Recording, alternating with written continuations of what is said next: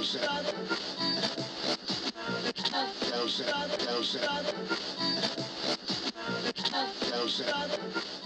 is the ATI Podcast.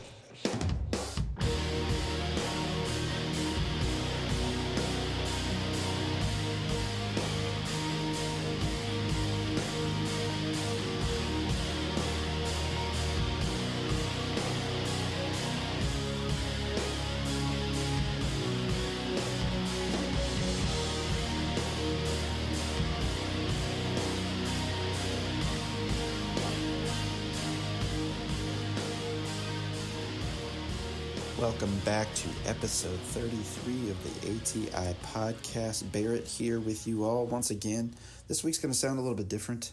Josh is out ill, so we had some help from our frequent collaborators, Brandon Stewart, as well as Reg Jackson, so they run in at various times throughout this episode with our guest, Joey Rackovan. Joey is a very special guest for us this week due to our nearly 15 plus years of friendship in junction with our former bands playing together in the music scene locally, as well as actually having a band with Joey in the past, Worlds, We Were Statues, to which we will be featuring some of that music today, as well as Joey's other projects, which were Dress for a Funeral, which later became Crush It to Death. So stick around for those tunes today. You'll be hearing those in length. You're going to hear Dead Alive from We Were Statues, which later became Worlds, and then we're also going to hear a song from Crush It to Death today. So we're just going to get right to it. We're going to be talking about all kinds of stuff today with Joey. We're going to be talking about our favorite horror films, some literature, medieval literature. We're going to be talking about good books. We're going to talk about our favorite directors. We're going to be talking about sci-fi. We're going to be talking about everything insane, as is a part of the name of the show, All Things Insane. So stick around. Here on the other side, we've got Joey coming up. Thank you.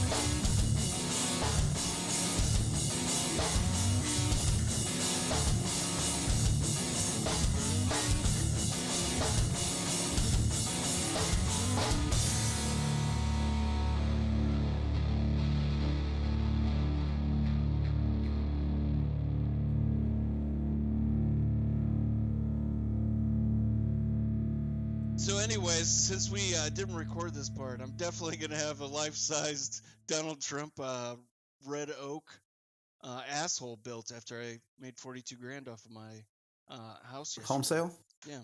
All with government funds. And because we've completely ruined the joke, we're not going to go any further on it. No, not at all. There was discussion of like how many layers of lacquer would make for a comfortable red oak asshole. I almost want some pain, though. I think we've gone too far. There needs to be a curing process as well, because otherwise you got lifetime sticky dick, at least for a few weeks, right? Well, that and just the anticipation, like you have to build the anticipation waiting on that giant redwood asshole that you're making. Barrett, I do have lifetime sticky dick. Oh, okay. I already have that. Lifetime How did you manage dick. that one? I'm just constantly draining, man. Constantly draining. Yeah, a little penile leakage. Yeah, the struggle's real. Oh. Now also our sponsor this week, penile leakage pads. Oh, yeah. That's it. Yeah, it's just the thing that just cups over the top of it like my nose. Yeah, it's called Zorbal or pee-pee tint. Zorbal. I like Zorbal. You can legit buy, like, when my son was born, you can legit buy a thing called PPTPs. Oh, Jesus yes. Christ. Like, so when you're changing a diaper, you don't get, like, pissed shot on. in the face. Yeah, I've gotten pissed on several times. Yeah, it is what it is. Was it a consenting adult? That's the reason why I'm having Donald Trump recreated, his butthole at least, because I did enjoy my time with him. Wait. So he likes to pee-pee. You did serve under him. Thank you for your service. Yeah. Thank you for serving him. Servicing him on the routine. Hey, so I want to get these out the gate because there's a couple of funny things that happened, and I really have been dying to fill you guys in. And then we can get to Joey because he's the main focus. Absolutely. Right. But before we do that, I must formally introduce everyone back to the ATI Podcast. We are trying to run a podcast here.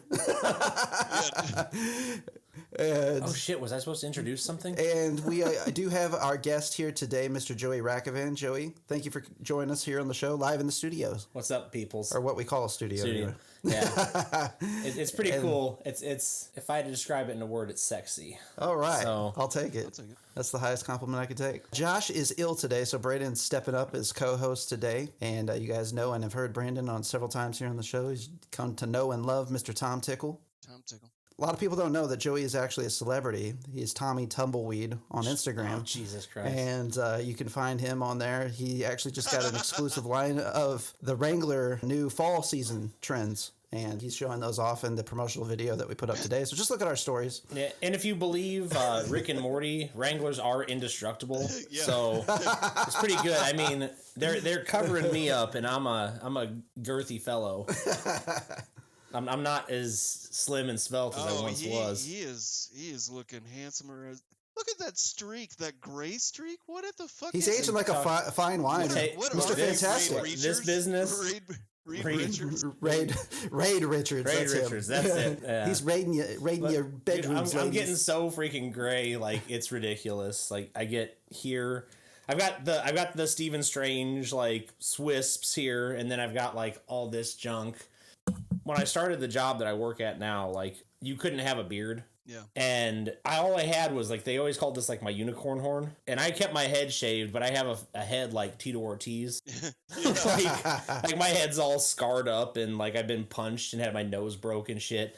And yeah. Was that a work affliction? That's not the scars on my head. Some of them are like from getting hit and stuff. Like the nose broke, that goes way back. Like you can tell like if you look at pictures of me when I was a kid, my nose was crooked. I had my nose broke like real early on. Oh, like 2 or 3 times. I mean, I've been hit in the face since then. I've had my jaw broke. Brad Sexton, one of your guests, broke my jaw when I was 19. Yeah. That's hilarious. Knocked me smooth out. I've never been hit that hard in my entire life. Which reaffirms what I said before, that Brad Sexton is the scariest motherfucker I've ever met. What is the cause for him knocking you out? I need to know more. Okay. Because it seems highly unusual to me. Yeah, it seems sort of out of the norm for Brad's behavior as well, because if you've met Brad and like talked to Brad for any extended period of time, he's really not like extremely soft-spoken, extremely kind. Yeah, he doesn't come across as an aggressive person at all. Mm-hmm. And he's not. This was not a fight. Like this is to like not bore an audience or anything. But the backstory is basically he'd been with a girl that was not being super faithful to him, and he kept getting. It was a high school relationship, so of course they would get on again, off again. Yeah, and finally one day he's on his little clamshell candy bar phone or whatever, and he throws it in the floor, and he's with our friend John McCarver, who John McCarver is 6'4" and 350 pounds, and he says, if I ever get back together with that girl, I want you to punch me in the face. Like, maybe knock some sense into me. Well, lo and behold, 2-3 months come to pass, and yep, he's back with her. So I kindly remind John to call in his voucher and punch Brad in his fucking face. So Brad decides better of it. He says, I'm not going to do that. Joey can punch me, but only if I get to punch him back. And I'm like, again, I was 19 at the time. Brad's a little younger than me. And I thought, this is going to be a story someday. So, oh my God. Sure enough, we were at Kingston High School in the music room. I don't know if anyone knows this, but Kingston High School clocked an actual physical assault in that room that day. So Brad takes his plugs out, his gauges out of his ears, and like I laid into him. He told me to hit him as hard as I could. I laid into him. I've never punched another human, like struck anybody out of anger in my entire life. But I laid into him. I put all my weight behind that thing. I rocked it. I hit him from the heels and like all the way back, come from downtown. And I got him good. And he's like, yeah, that hurt. Okay, my turn. And he literally, I'm going to show you from here to here. Did not wind up, just extended through the shoulder. Hit me in the jaw. He broke my jaw in 2 places. When he hit me, I clenched my teeth and he broke my back teeth off. Damn. And I hit the ground. There's a video of it floating around somewhere. He hit me so hard I took a full rotation. I didn't know I'd done it. I spun all the way around before I hit the ground. That's crazy. Like it looked like it was choreographed. It was not. And I had no idea. And Brad, like, me and him both are out in the hallways, like, are you okay, man? Are you okay? I'm like, yeah, I'm fine. And we go on, like, we were rehearsing. We played a show at the Rock House that was in Farmington that same night. And, like, I did all the things, like, I played guitar and I did, like, backup vocals and stuff. And with a broken jaw, and then we went to Steak and Shake, and I tried to eat something, and I couldn't eat anything because I couldn't open my mouth farther than, like, damn, dude, nothing.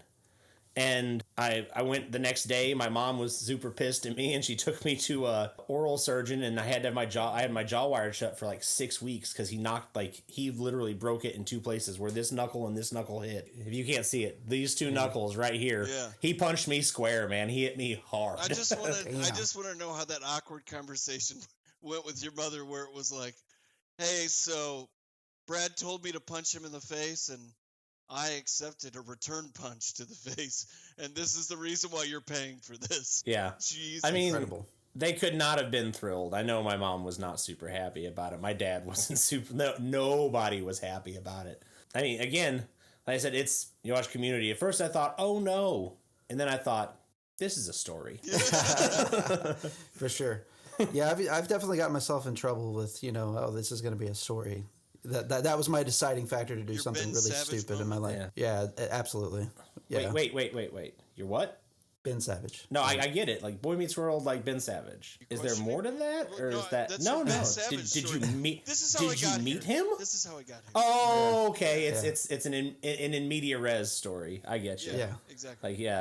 Like or the thing, like they do in so many movies, like record scratch. I bet you're wondering how we got here. How we get here?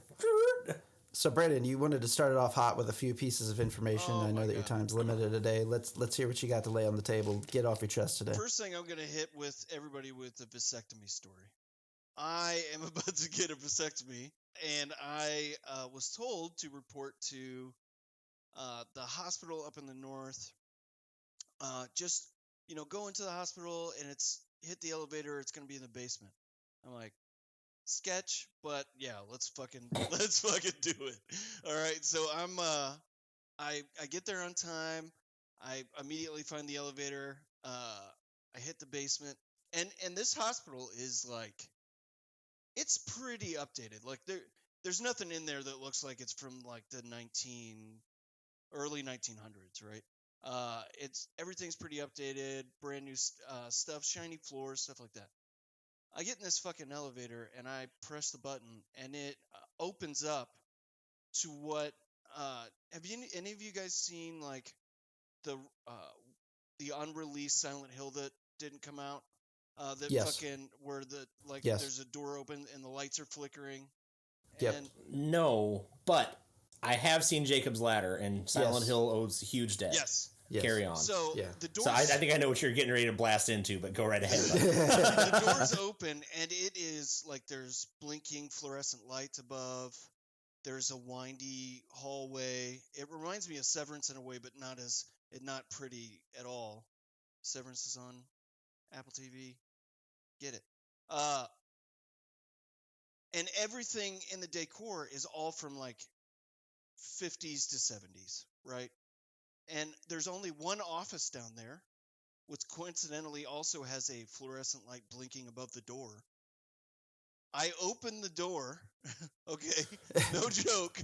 I open the door and there's this crotchety chick at the desk, right? And she I mean, isn't that a requirement to work at reception at a doctor's must be office? crotchety. Crotchety. Or address cranky. everybody as hun as if you're tending bar. Yeah, exactly. There's a type A or type B. And as soon as I pass the threshold of the door, she immediately goes, "Name," and I'm like, "Wait a second, I gotta close the door." Name. I'm like, "Okay, it's Brandon Stewart," but I wanted to tell you, I think I forgot my wallet upstairs in my car. Well, I'm gonna need an insurance card. I go, correct. Let me go upstairs and get it from my car. And she keeps on going on. I was like, okay, Jesus Christ. I say that out loud, right? Go get it, bring it back. I don't look at this chick the whole time. We're not making eye contact. She's being super sweet now. I fill out the paperwork. The nurse comes to the door. I immediately start walking, and she goes, "Pee."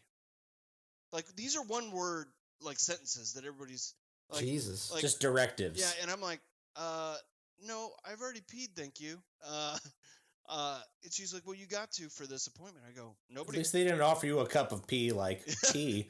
Like, Yeah. free filled. Pee, monsieur? Pee with a side of caviar. It's like, nobody told me that, and I don't have to pee because I'm like every other human being. I piss whenever I wake up. And she goes, You don't wait. I don't want to pass this up. You don't piss throughout the day? well, yeah, I mean, but I immediately fucking pee whenever I wake up. Like, I don't. Maybe. Yeah. I don't pee. And your appointment's in the morning. Is I this your wasn't point? suggesting that I only piss in the morning.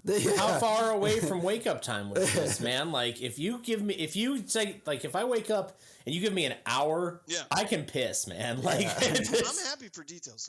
Yeah, it was right whenever I woke up, pretty much 30 minutes after that. right on. We'll talk more about how much I pee later. Yeah. Okay. Well, I mean, we'll get into that. That was the whole Called foreshadowing. subject of There the you go. episode. I thought. There we go. But yeah, so I tell her, like, I'm not going to be able to. She breathes heavy, goes into the other room, and she points and she goes, wait, suggesting for me to step on the weight scale. Jesus. But I'm like, am I in hell? Is this what this, like, because if this is hell, then I'm going to start reassessing my thoughts on Life choices. Yeah. religion and everything. Yeah. But I get on there. We start talking for a while. She describes what I'm going to have to do to my scrotum before the procedure, which is shave it completely bald. But she's Wait, they just don't do it talking for about you? nonchalant. Yeah, she wants me to do it. And she's talking in great detail. I'm assuming getting off to the idea of shaving what I presume her own scrotum. Did you ask her what a scrotum was? Yeah. I was like, wow, she's really well versed in this. I missed that day in health class. Could you explain? Yeah, absolutely. I'm sorry, ma'am. I have labia. What are you talking about? This was a reassignment. Yeah. She leaves, right? And I'm sitting there, and there's 3 seats. I'm like, there's 3 seats. I'm like, do they have a fucking audience come in here and fucking?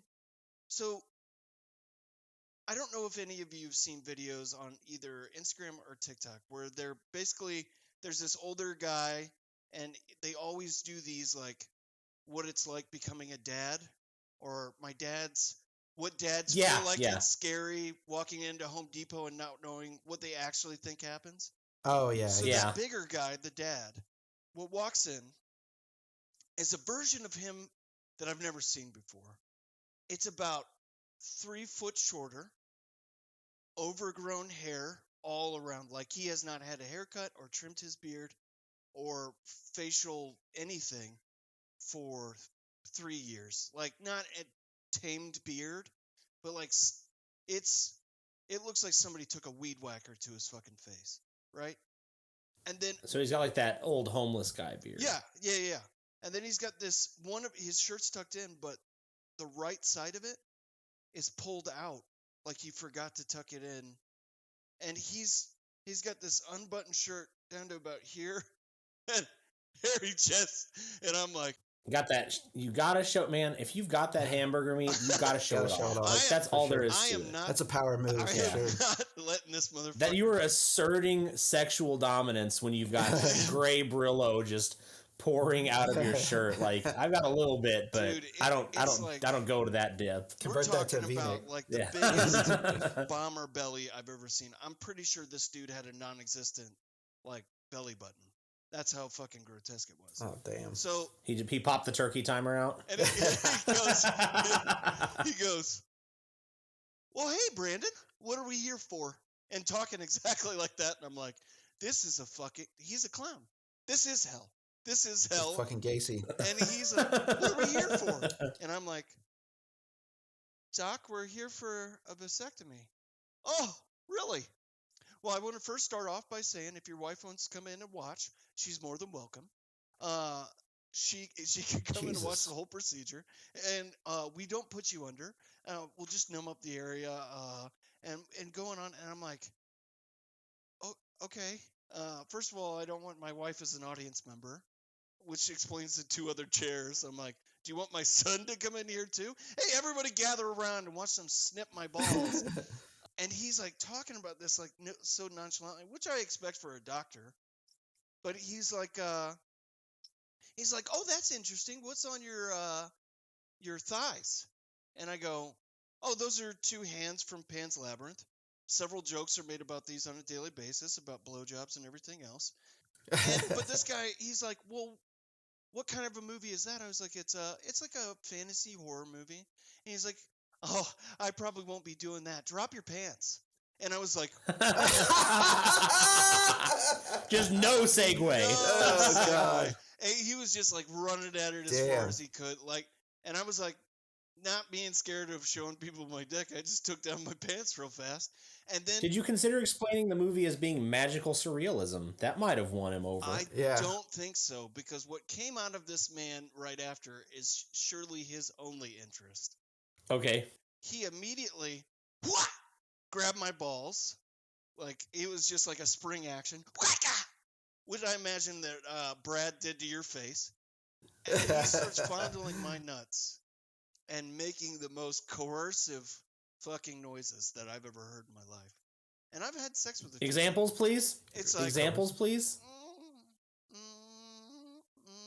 Oh my god, did you get molested? I think You're describing. Oh, I think you just got sexually fucking molested. Brandon, you're a survivor, dog. You're a survivor. Well, I mean, I deal with survivors every day, so I kind of, I don't know if I feel. I don't think I liked it. You're a victim to a sexual assault. You got bad touched, man. Yeah. Well, you heard it first. I would say show us on the doll, but I mean, it's pretty obvious. Show us above those tattoos of hands on your thighs where the bad man touched you. Yeah, it was straight up. So the last thing that I'll leave you guys with is he happened to mention to me after the fact. He said, well, you're all set for the procedure. We'll do it because I'll go to school for a couple months here soon. We got y'all all set up for the procedure after you go to school. So I just want to let you know we have only 2 anesthetics left after this for the day, and then we're out completely.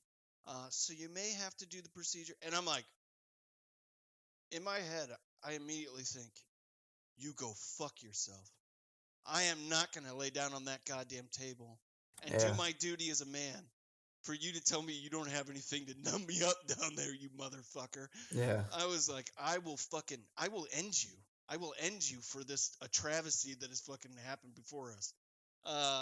But then he goes, so they may have to do it at the hospital and put you under. And I was like,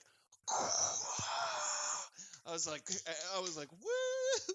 Like, put me under, please, Right. for the love of God. I'm good with that. I can't imagine being awake for it. I just can't. I was awake for mine. Were you? I was awake for mine. I almost didn't need it because I think I almost herniated myself the day that I got it. Jesus. Me and another guy had to carry, like literally carry a non-compliant inmate from one wing, which is, I mean, it's a football field. Let's say we about ended 100 up yards. carrying this guy a football field who was completely non-compliant, not wanting to walk, not wanting to let us do anything, just complete dead weight, and screaming that we had killed him while we were carrying him. That sounds accurate. Who doesn't know, like, I mean, you guys don't have no reason to know, I do work in a prison in Missouri, and that's just one of the benefits of working for a prison is sometimes you have non-compliant people, offenders is what we call them, but, you know, you have a non-compliant person who does not want to do what we are requiring them to do for their own safety. Yeah. And will essentially fight you. Like I said, when my head was shaved, I got scars. I've been hitting stuff like by inmates. Yeah. That stuff happens. But anyway, I went up to get my vasectomy, and same thing. I mean, he didn't do like the kung fu grip when he did this.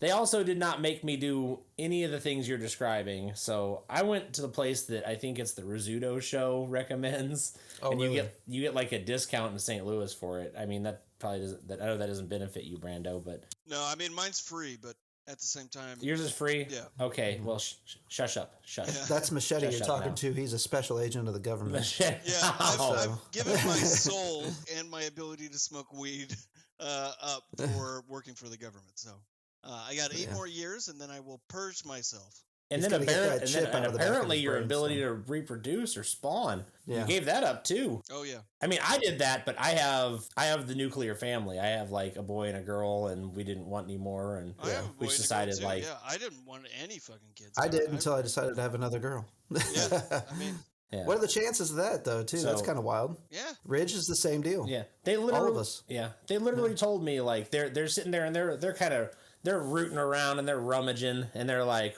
what's going on with that? I can't get a hold of that other one. And like, I know it's descended. Oh God. So wait a second. They're by like, rooting- did you straight? Yeah, I mean, they're feeling around. No, I mean, that face might have been made. That face might have been made, but they were trying to figure out, and they're like, did you recently like strain yourself? And I'm like, I explained what had happened. They're like, oh yeah, that'll do it. It'll be fine. Needle, right then. Like, Jesus. right, like as soon as they're like, oh, okay, boom. Go fuck yourself. With the anesthesia? Huh? With the anesthesia. I mean, they numbed it, but still, little to no warning, just zap. So, like, I got to know, like, when this procedure's going down, are you, like, watching it? Or they got, like, a gown up? They like, are you drape. just chilling They out? drape. Yeah, so you don't, like, go they said I we could imagine put a people mirror could up, go and I into was like, shock. no, thank you. Yeah, I was going to say, like, I'm sure people would, like, even if they don't suspect that they would, like, often go into shock, you got to put at least something over that. Doesn't necessarily have to be the shroud of Turin or anything, but, you know. Yeah, and it's the least we can do to do this because of how much ladies go through in general for pregnancy. Right, All right. I'm asking is a little human fucking decency. Just knock me the fuck out. He's like, well, it's gonna use we're gonna be using anesthesia if that happens. I go, yeah. So what the fuck does that matter? I don't give a shit. Because you have to have someone else come get you. That's fine.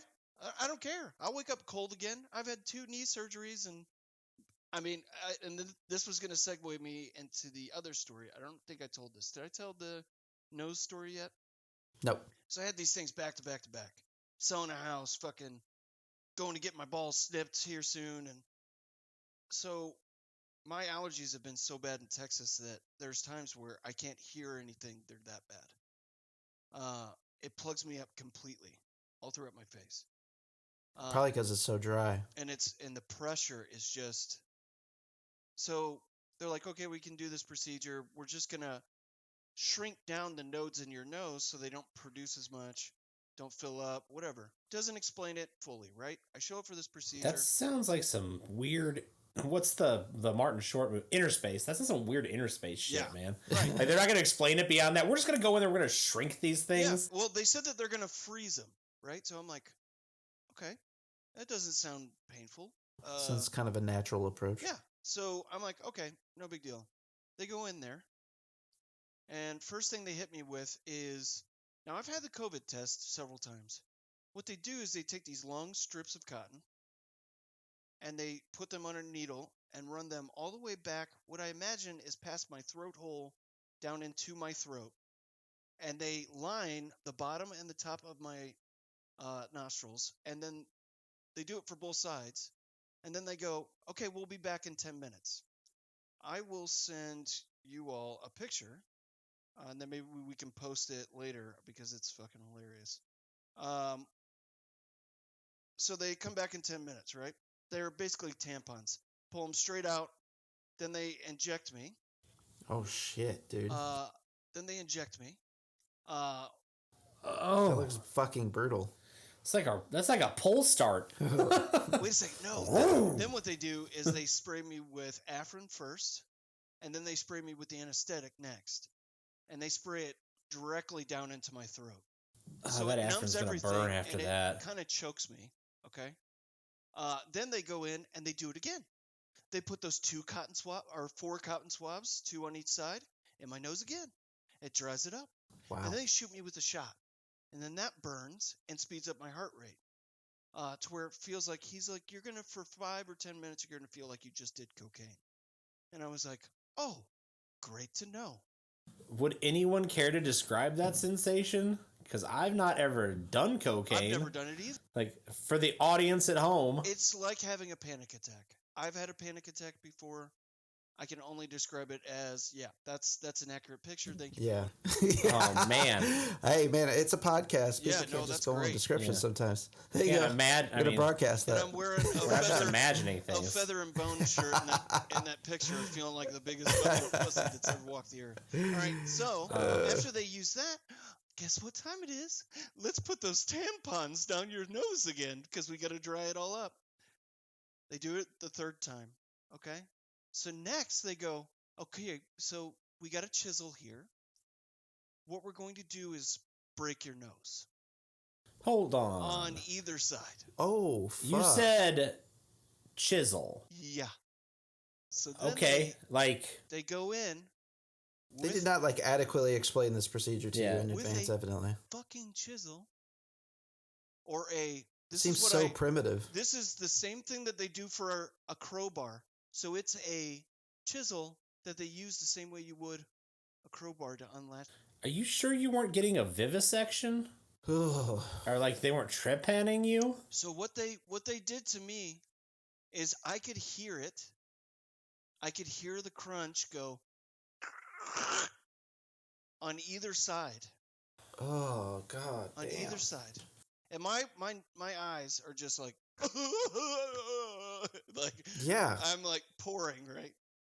Then after they do that, immediately after, what I only think of as a mechanical plunger, they then start pumping water and pushing this shit in and out of my nose after they've just broken my nose. All right. Jesus. It's super loud, right? And then come the gauze again. They line it up through my nose and they go. My eyes are watering just as you talking about this. I can't. Then they bring out the gauze and then they pull them out and they go, okay, you're good to go.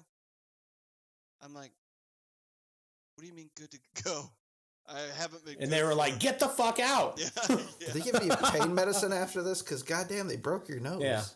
They gave me Tylenol, which fuck off. which I had to go buy myself. They didn't actually give it to me. So they gave me Afrin, okay? And that's it. Which You're going to be thrilled to use after they just broke your nose. Right. So then they put this gauze in what I can only describe is a sling for your nuts. It's like just for your nose and it wraps around your head, right? Yeah. So I'm like an apnea mask almost, like one of the nostril ones, Yeah. like what are they? Cannula. Yeah, it's not bad. And I'm actually walking out of this place. I'm like, I don't feel too bad, because I had to take Valium. I 2 hours before that. I forgot to mention that. My bad. I forgot about that. So I was loving life. For the when you first say 2 had hours. to take it, like they told you to take it for this procedure, or No, I was just doing it because fuck it. No. I didn't know it was for another injury. No, I'm joking. He didn't tell you how he definitely put it on a paper towel and then like up his butt. Yeah. Like wet the paper towel down. Yeah. He didn't. You can absorb it a little bit. He did not do it the right way. They're like, hey man. Oh, you mean he didn't freebase it off of a foil? Yeah, or man. yeah. That's so I'm walking out of oh this. Jesus! Don't talk about that. I'm walking out of this motherfucker, right?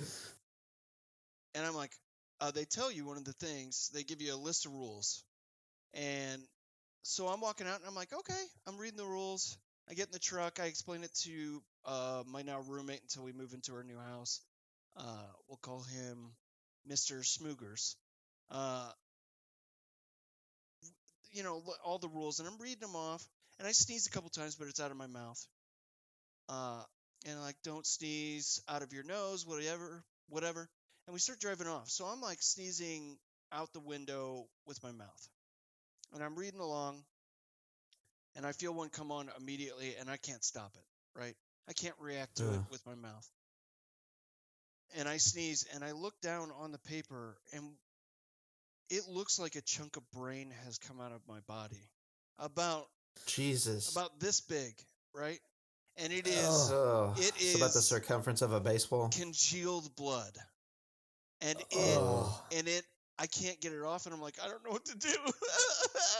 So I start to throw it out the window, and it's all over his dashboard and his glove box. I'm like, what has happened to me? And they told me before this, they're like, yeah, you'll have some leaking out of your nose and stuff like that. I get home and take this thing off, and I don't leave the sink for 2 hours, or at least like back and forth for 2 hours. Like, it is just pouring out of my nose like a faucet. Like, just congealed blood. And they only made 2 incisions. I'm like, this is a fucking nightmare. Damn. Something, yeah, that you immediately think like, oh, something's way wrong. How long ago did you have this done? What, a week and a half ago? Week and a half ago? Yeah. Well, you look fabulous, buddy. Yeah. You look like you're back to your old self. I feel like I can breathe a little bit better. But you look like you would definitely do some of that cocaine you were talking about. Your nose looks a little straighter, actually. So they broke it in the right direction. Yeah, they did it right. My nose has always been fucked up. It looks like a gnome's little cock piece. Yeah, little conch. Yeah.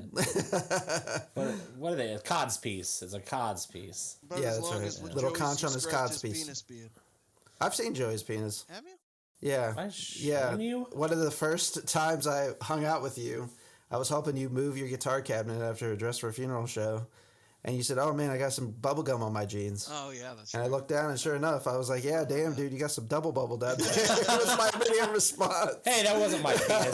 That was just my balls. That was the stunt, that was just my balls. Stunt bubble. We've all seen each Yeah. other's very much so. We've done it. The belt buckle was like, that was Chuck Dias's thing. I remember Chuck used that was his thing. He thought it was the funniest thing, man. Him and Mike Haley and Chad Winch. Yeah. Yeah. The guys who have the Vulgar Display podcast. Yep. Barn Network, those are our boys. I figured they'd come up at some point. Love those Yeah. Oh my God. Yeah, Chuck just thought that was the funniest thing. Yeah, like I could see that. he'd come out like, if anybody that had not been around was like, had shown up, he'd be like, he'd run back to a back room and be like, hey guys, you see my new belt buckle? And sure, he'd pull it up and do a little deedle. I hear his voice whenever you say that, and I'm like, it gets me so excited. I miss those guys so much. My move was the peaches. Yeah. Anybody wants some peaches? Yeah. Brady got mad at me one time about that. There's Pam took a picture of us, like Brady getting mad. He's trying to get on top of me and beat the shit out of me. It's funny. I remember the first time I got Pam with that. I was like, I had so the peaches move is, it's similar to what Joey's talking about, the belt buckle, but you got your nuts up in your waistband. And you conceal it with your shirt. Yeah. And you go in the room like, hey, does anybody want some peaches? And somebody says yes, and like, oh, I got some here for you. And you just lift up your shirt, and then there's the balls, right? Yeah. So I don't think I've ever works, got pissed off about that, though. I think mine was just more of a playful jaunt. I used to get in the shower with 4 naked men on a daily, so it's fine with me. I don't give any fucks on that. I'm not. Is this when you lived at the Breedlove house? Pissed off, that is. No, this is whenever. But I was in Oh, the you're shower. talking about the naked shower thing? Yeah. Yeah. I was just thinking about that the other day, man. Like, that is... I still describe, like, I think we played a show at the Breedlove house in the basement, and that's the pinnacle of, like, that's the height of just too muchery. Yeah. Like, if you could describe it any other way, we were there playing... the height of too muchery. Yeah. I like that. Yeah, that's... I don't take credit. That's a Seth MacFarlane. That's old from Family Guy. That's a Cleveland line. Oh, okay. But, yeah... You're the height of just too muchery. Yes. You're what the Spaniards call El Terrible. Yeah. I still Quagmire. use those. Yeah, he was saying that's Quagmire. I still love those. But, yeah. Dude, I remember playing that show, and it was... You had to have still been in the band, Brandon. Oh, yeah. I think it was still... Sure. Yeah, I want to say it was a Dress for a Funeral show, but Brad was playing drums. And I remember we were playing, and we were in the basement, and, like, just picture, like... a very small, very shitty house. Like, for those people like that, like, think like but it has a basement for some reason. Yeah. And that basement is completely scuzzy and unrenovated and like all cobwebs and dripping water. And yeah, there's outlets down there, but it's sketch as fuck. Yeah. Well, we would play shows down there, and the Breedlove guys were super duper popular. And they would always have a ton of people come out to the house at house shows. There'd be 100-something people there. Like, it was fucking nuts. Yeah. There'd be a line out the door to the basement. And you would be in a basement that was like, maybe, like a room in this basement that was maybe like 10 by 10 or 12 by 12 at the most. Yeah. And you would have, like, you couldn't move. Like, you couldn't move. You couldn't breathe hardly. It was, 1, so hot, 2, so crowded. And so you're literally like, when we were playing, like I was literally like shoving people off, and like I would hit Brandon with my guitar all the time. Like Brandon, I don't think ever realized it, but I had that. I knew it, Joey. I had that Viper baritone, and it had a point on the headstock, and I'd always take that point and ram it into the back of Brandon's head when we were playing. Actually, you know when he wasn't looking. I have a chip in my tooth from your guitar. You might. I do. Yeah. I know for a fact. I do that.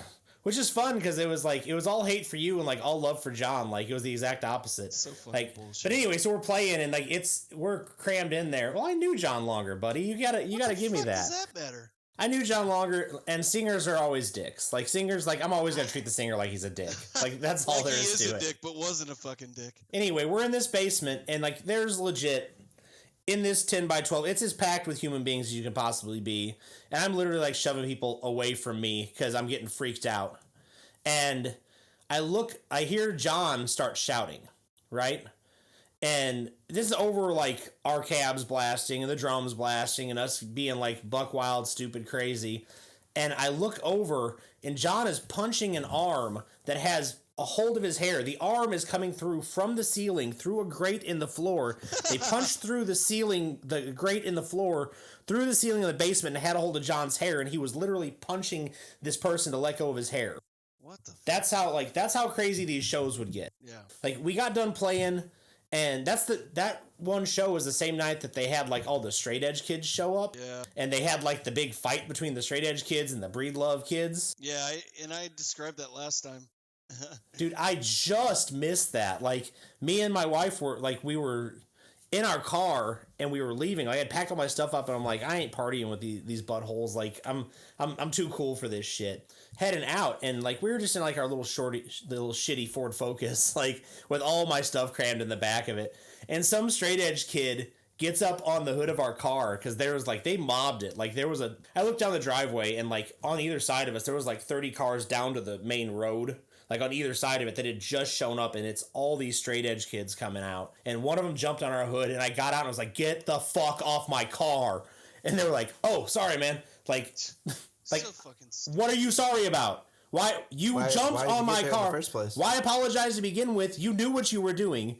Get the fuck off of my car." Jesus. So and then apparently all hell broke loose after that. Like we literally got out of there just in time before it went like full blown. Like I was telling them before that Brad fucking busted out a window and was hanging on to it the whole fucking time. I think he hit it with the tire iron.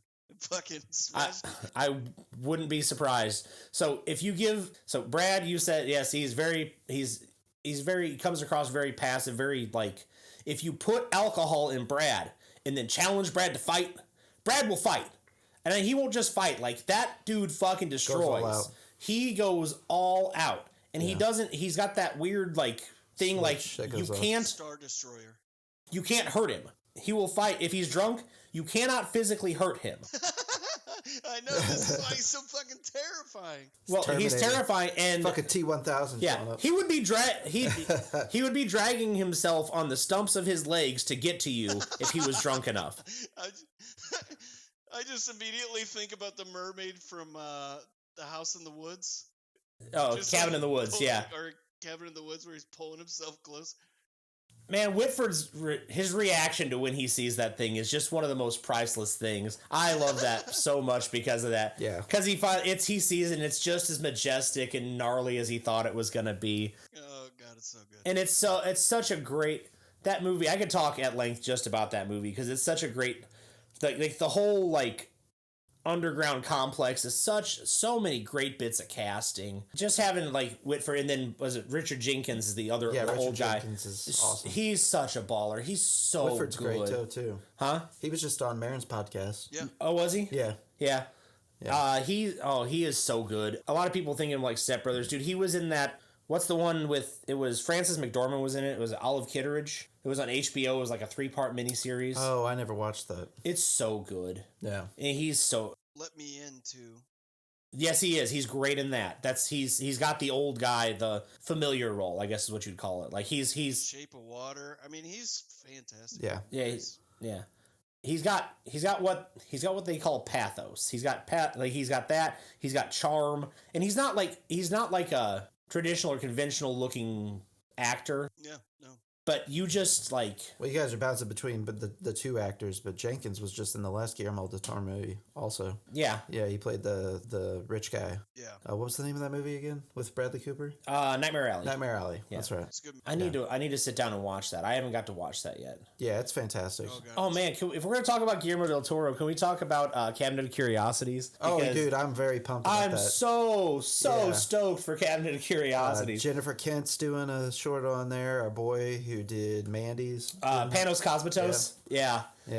So I cannot wait for that, man. It's incredible. I might be butchering his name, but my soul is prepared. Like I'm so ready for it.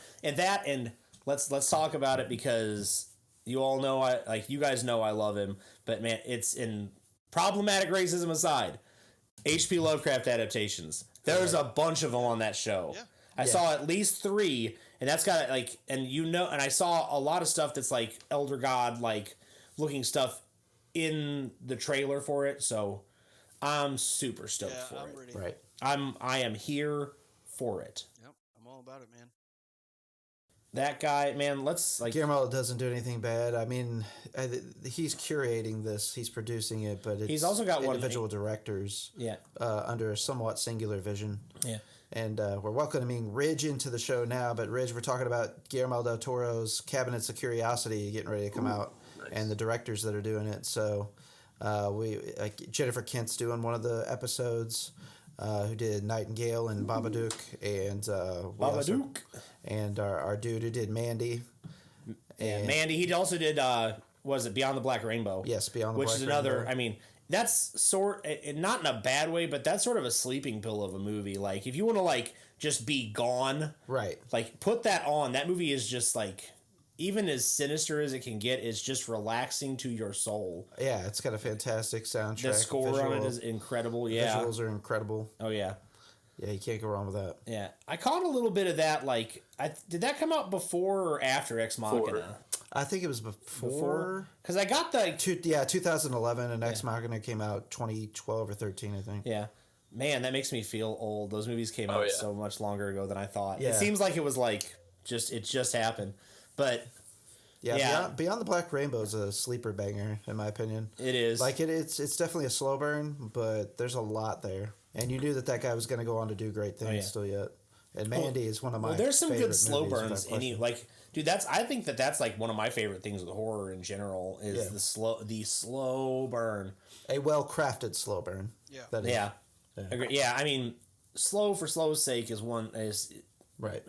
But my favorite, and a lot of people are some people disagree with me on this, but my favorite of that ilk, and it also falls into spoiler alerts if you've not watched it. It's a 10 maybe 12-year-old movie at this point, but if you haven't watched Kill List by Ben Wheatley, that is slow burn.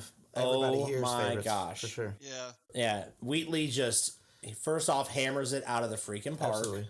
That it is a movie that is almost completely devoid of exposition. He doesn't, you have to watch it and pay attention to it because... And figure out what's going on. Figure out yourself what is going on. There's no backstory. It's got the spine and the integrity to trust that the audience is gonna get there. Right. It's not trying to treat the audience stupid like they're dumb. Yeah, there's nothing worse when there's bad exposition in a movie. Like we were talking about the what are we talking about? The Ben Savage moment or the was it the record scratch? The record scratch. Yeah. I bet you're wondering how we got here. Right. That movie's the exact opposite of it. It doesn't bother explaining to you any single thing. Well, that's one thing that I've liked about some of the newer Marvel movies that they've done too. They haven't revisited origin stories. They've just assumed you're coming as an audience, knowing who these characters are, like Spider-Man. Yeah. For example, another great Ben Wheatley movie. I think my favorite's actually Sightseers. Sightseers. I have seen Sightseers. Good black comedy. Oh, it is so good. I wish he would actually do another one. That's got, what's his name? It's something Oram or Gorham. Yeah. He's from A Dark Song, which is another great movie. Yes, A Dark Song is fantastic. That's another one. I saw that at Telluride Film Festival, and it was fucking sweet. It was in a old movie theater. It was super cramped. A Dark Song? I didn't like it personally. Oh, man, the ending. I loved it. It's a bit. I know slow. the backstory. I know the backstory why the ending is the way it is, but I can't accept it. So because it was going so good, in my opinion, up to that point, that the ending disappoints me. Liz felt the same way about it. I'm glad we're kind of talking about different opinions of it. For me, I'm just more interested, when a movie has when it makes a mythology, they take time to build mythology, or there's some sort of particular buzz, and not even buzz, just there's certain things for me that'll trigger me into really wanting to see something. I remember through Destroy the Brain, which it's a local St. Louis podcast that focuses on horror and genre films. I had won tickets, and I was never more excited to go to I won a press screening pass to go see when the Evil Dead remake came out. I could have cared less in the run up to that movie until I started reading about what Fede Alvarez was doing. One, they said we're not doing there's no, aside of touch up for certain visual things, to brighten things, it's all practical effects. Right. Yeah. That's number one. Two, they said they had consulted with illusionists and stuff to find out how you would make a limb disappear on screen, and at the point I read they're bringing in outside sources, which is the old school way of doing things. There's a lot of magic involved in practical effects. Right. There's a lot of misdirection involved, and that just made me so happy. To hear that, I was I'm in, I'm done, sold. And you just described the best remake ever. I love that fucking movie. I'll watch that till the end. It is very. Me and Barrett were talking about the career trajectory of Zack Snyder and how it started off so strong with that solid Dawn of the Dead remake. Which, personally, I think the Dawn of the Dead remake is super solid. Yeah, it is. It's very well balanced for being what, especially as a remake at the time when remakes were just anathema. You couldn't do a remake and have it garner any positive attention. Right. And then he that sort of opened the door for them to take these sort of classic properties and do something with them. Right. He got Watchmen because of it. Yeah. He was able to do Watchmen, 300 because of it. Another great remake we talked about earlier is John Carpenter's The Thing. Here's what steers me away. That's not even a remake. That's a prequel. Well, it's considered a remake though. Oh. But it's about the Norwegians, isn't it? Oh, wait a second. You're talking about the newest The Thing, right, Joey? We're talking about the old school black and white one. Oh, yeah. That, yeah, yes. Yeah. So it's a remake of The Thing from Another World. Yeah. Right. So the 80s. Yeah, we got to talking about that. That still is. We were discussing. I was talking to Pam when we came in, and me and Barrett were talking about that. I'd taken my son to go see The Thing when they did the 40th anniversary reissue for it. First off, I forgot how fucking squelchy that movie is. one of the greatest movies of all time. Yeah. It is fantastic. I absolutely love it. Like down in the deep cockles of my heart, I love that movie. And me too, yeah. Because it's so much insane practical effects work. It's so underrated for the performances, the actual dynamic of the camera work, the way John Carpenter shot it.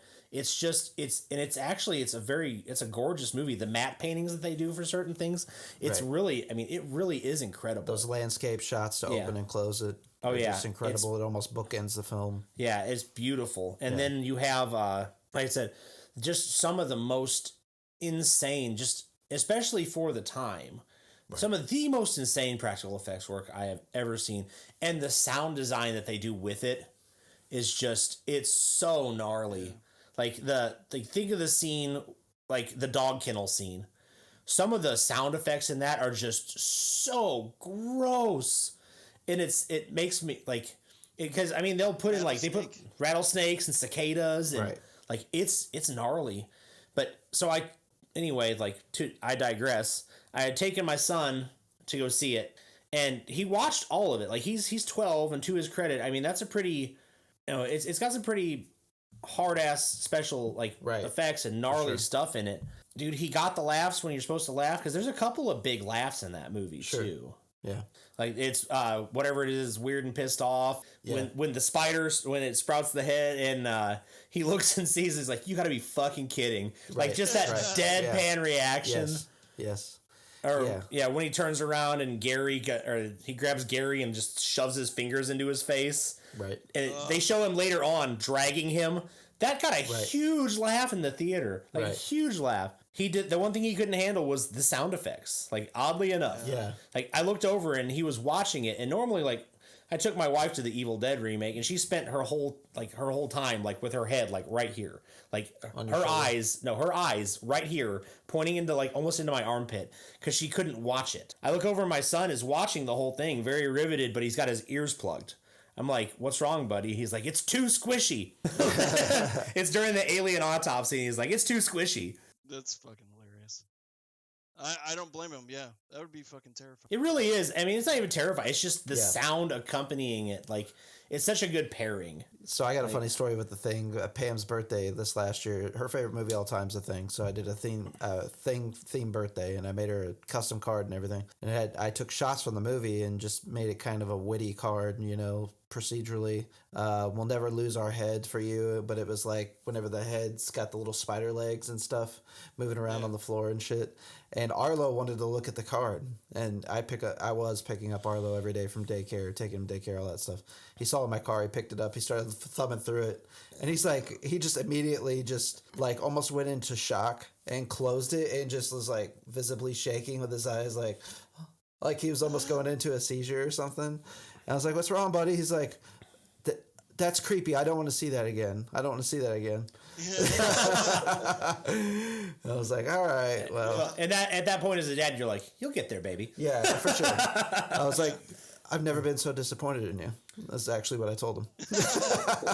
I said it. Yeah.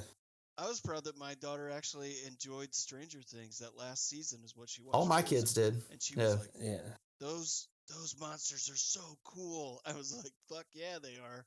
We're all roughly about the same age, so we all grew up about the same way as far as like, dude, I remember like watching horror movies on Channel 30 and KPLR over the weekend, and like I remember watching when they wouldn't edit them. There would just be commercial breaks and they wouldn't edit them. Yeah. Like I watched and that's part of the reason it was one of my favorites, because I watched about 1 million times on a worn out ass VHS tape that we bootlegged off of KPLR. My favorite is still, like, one of my favorite movies is still Fright Night, the OG Fright Night. Yeah, Holland, it's good. That Tom Holland directed with Chris Sarandon and I can't even remember his dang name. It's fabulous. Yeah, but yeah, it's so good, and Sarandon is such a good villain. That ruined so many other things for me with Chris Sarandon though when I was a kid, because like I legit thought like I did not know how to distinguish between them. I watched The Princess Bride and I'm like, he's going to turn into a fucking vampire. Right, like, right. That's Jerry Dandridge. Like, he's going to, like, Prince Humperdinck is going to turn into Jerry Dandridge, and, like, it's going to be a nightmare all over again. Right. Like, this is, like... You know, that's another movie that got remade that actually wasn't that bad. I mean, I prefer the original, but... I just watched it again. So... The remake? So, if for those who don't remember, it was made to be watched in 3D. So there's a lot of really cheesy 3D shots in it. Yeah. Like you'll be watching, they'll like throw something at the camera, and you're like, "What the fuck? Why?" Yeah, that was all. And then I'm like, 3D movement. I'm like, "Oh yeah, it's a 3D movie, great." Right.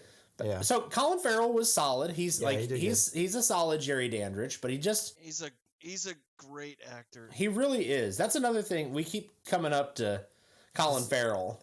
Like we were talking about. What was it? We started off talking about Antiviral and Possessor. Right. And I talked about like how you can take something and strip it down so much that it almost becomes like, that's my thought on Antiviral. It's so stripped down, it almost looks like a stage play. Right. Like and we started talking about, like In Bruges and then and what they're all doing. Movies that would be a stage play, like you could make In Bruges a stage play because it's almost a two-hander. Aside of a couple, here and there, because all the other characters really aren't in it for that long by comparison. And for me, that movie, I've seen that at the Alamo Drafthouse. I've watched that movie so many times in general. But In Bruges is the pinnacle of comedy for me. It is, but it also has like some very deep, dark moments. Some really deep, dark moments. His performance in that movie, Farrell's performance, his character range is insane. It really is. Even Brendan Gleeson. Brendan Gleeson is so good. I mean, he's playing it straight the whole time. Yeah. But that shift where it just like turns off all of his, but you can still see him struggling with his emotion that this is his friend. Yeah. On some level. Yeah, I showed that to our roomie the other day, and he was like, "That was fucking awesome." I'm like, I did like a 5-course meal with the Belgian beer at every single part of the meal, and man, that will forever go down as maybe my favorite movie of all time. Yeah, it's definitely up there for me. It falls. It's definitely it's so solid. Like I think Barrett recommended it to me. Barrett or you, Brandon, one of you two recommended it to me, and I watched it, and I was like, this is just it. And it's Martin McDonagh, right? Yeah, as the director. Of course, you don't fucking have to. Yeah, he doesn't make a bad film. 7 Psychopaths was great. Didn't he do 3 Billboards? Yeah, he did 3 Billboards. Yep, 3 Billboards was fantastic. That was a little. I don't know. It's my least favorite of his movies, but it was still good. Yeah. But you got some. I mean, again, you got some stellar cast. Like that dude attracts talent. Yeah, he's a very good eclectic ensemble cast. And you feel like he's like. You ever watch a movie and you can tell like, yeah, it's got a direct, and they're not really directing too much. Like if you watch like newer De Palma stuff, like De Palma's not super involved in comparison to like if you watch like Blowout or Carrie, like those are the big ones like that I really think of. Like he's really like was more hands-on, way more hands-on with every aspect of dealing with them. And even I think with that the went on with the age though, with him, with age, it affected him greatly. That's where I'm like kind of curious with Francis Ford Coppola. Supposedly he's getting ready to do another movie, and I think the last movie that I watched of his was what was that guy's name that was real popular? That was like Vincent Gallo. Yeah, he was in a Glassjaw video. Yeah. The last Francis Ford Coppola movie I saw was that last Vincent Gallo movie he did in like. And he was in The Brown Bunny. I don't think I've seen that. It's famous for one reason. Yeah. It's because he gets an actual. There's no covering it up. He gets an actual blowy from I think it's Chloe Savini on camera. Yeah. Like I'm aware of that. I mean, I didn't know what the name of the movie was. It's just cemented in your head in my head for some reason. And I'm not like because a huge it's a fantasy. Of being Chloe Savini, that's what it is. That's my big fantasy. Yeah, blowing that fucking grease ball. He looks so nasty. He looks so sweaty. Like, but that's. I mean, I guess that it does it for somebody. It apparently does it for Chloe Savini. Right. Well, that was his. I believe she was his girlfriend at the time. Well, I think it made the cum taste a little bit better then, didn't it? Oh, oh man. Reg, you got any good submissions for remakes that you liked quite a bit? Not really. The Evil Dead remake is probably one of my favorites that I can think of off the top of my head. Which, was that all practical effects? We were talking about that, yeah. I may have jumped out of it. Yeah, that you were dipping out to take care of babies or something. But yeah, it's almost all, aside of like some touch up for like wire work and shit like that. So yeah, Fede Alvarez pretty much had an entirely practical shoot, and I think he's supposed to be doing another movie soon. He did, yeah, he is. Well, I was gonna go on about that Francis Ford Coppola movie that he's getting ready to do. It's actually a Megalopolis remake, live action. I did. It's got Shia LaBeouf, Natty Emanuel, which is the hot black chick from Game of Thrones. Aubrey Plaza, Adam Driver's in it, John Voight, Forrest Whitaker, Lawrence Fishburne, James Raymar's in it, Jason Schwartzman, which Jason Schwartzman's related to him. Right. Yeah. But yeah, dude, that's got an insane I just can't get enough of Forrest Whitaker's eye. Oh yeah, the lazy eye. Yeah. Absolutely. Yeah. That's how you scare somebody away. Like you give them the. You guys want to know something really funny? Pam can't tell the difference between Forrest Whitaker, Michael Clark Duncan, and Lawrence Fishburne for some reason. What? She has continually confused them in movies. Dog, over and over. Dog, your wife is racist. That's what I told her.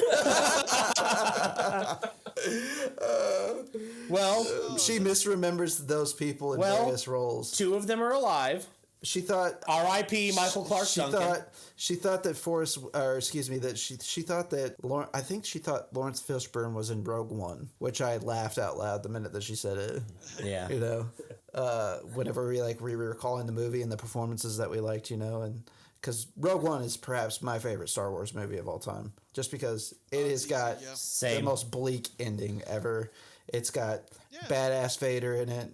It's, you know, hey, it's got Mads in it. One of my favorite actors. Yeah, Mads Mikkelsen's good. Yeah. So, oh my god, one of the best fucking. Felicia Jones is in it. Movie that we. The what? Say again. We were talking about this the other day. The movie where they're testing out alcohol during the day. Oh, Another Round. And they start. Another round. That movie was fantastic. Good. And they're doing an American remake with that, and Leonardo DiCaprio actually has the rights to it. He's producing it. He's not even starring in it. But you can get Mads Mikkelsen to do it. He speaks English. Yeah, very well, might I add. Just do your performance again. You're just, at that point, it's like, just watch it in fucking subtitles. Will you just shut up? You know, Mads Mikkelsen did a movie called The Hunt a few years back. It's a Danish film. Yeah, it's a Western, isn't it? No, it is not. No, which one's the one he did the Western? That I don't recall off the top of my head, but The Hunt is actually, he gets suspected of pedophilia. Yeah. Wrongfully accused, might I add. But they make it seem as if that you start to even question him, even though you follow his character the whole time. And it's a really great movie, actually. But another Danish movie that I'm sure fucking get bastardized and American made at some point because it can't come up with original thought these days, you know, unfortunately. But yeah, a lot of good movies out there, folks, that we've already dropped that you can check out for sure. Hey, this is Josh from ATI Podcast. For show updates and news about the podcast, follow us on social media. You can follow us on Facebook at facebook.com/ATI Podcast 22. On Twitter, at podcast_ATI. On Instagram, at the ATI Podcast. On TikTok, at ATI Podcast. DMs are always welcome. Have a question for the show? You can always email us at atipodcastquestions@gmail.com. Stay safe out there. I wanted to get into some of the, why we're all friends, too, obviously. A lot of it, it just quite frankly has to do with the local music scene around here in this area, or what was at one time, and the 2000s in particular. You know, Ridge and I started playing together. We were in high school, went through various casts of characters. Our bands bumped into Brandon and Joey's bands, that sort of thing. So Dressed for a Funeral is the band at which that Joey and both Brandon were in, that Ridge and I were fans of and friends with some of the members, and then became friends with these two in particular. But, you know, that was kind of how we started things off. Joey, I know you kind of started in the local music scene before I actually met you, so that was like 2005, like the fall of 2005, I want to say. Yeah. I've been playing in local bands. Dude, I've been playing, in some incarnation of bands guitar since I was like 14 or so. I mean, and like the first thing I ever solidified playing with anybody was with Brad Sexton, and he's still like one of my all-time favorite musicians to play with. I've played with guys like Mike Jones, like they went to like music college and stuff, and played with a kid from Illinois for a little while that he was Juilliard bound. He was ridiculous, and all he did was play like Dream Theater. I could not keep up to save my life when I was 16, 17 years old, but that kid was amazing. You played with Jason Ainley for a while. I played with Jason Ainley, who was in Rusted Skin. He's good. Jason's a good drummer. Really solid. He introduced me to a lot of like different things like that made me more like, because Jason was into like Opeth. Like I'd started to get into Opeth and like Pig Destroyer and Gore Guts and then odd stuff like Pat Metheny Group and stuff like that.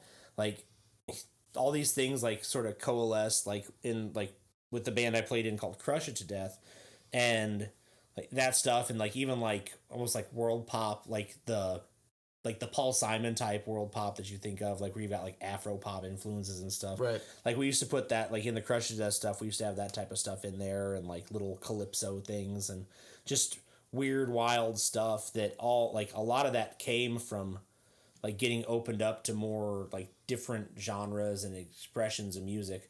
Like Paul Simon was like, that's like kid stuff. Like I learned that when I was a kid. Right. You know, you first part of your childhood. It is part of your childhood. And first off, if you've not seen Paul Simon, like a picture of Paul Simon from back in the day, Paul Simon looks like everybody's dad.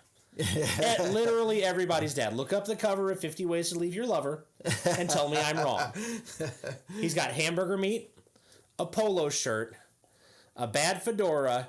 He's got the kind of shaggy hair mustache, and you can see the outline and shape of his penis in his pants. Of his cock.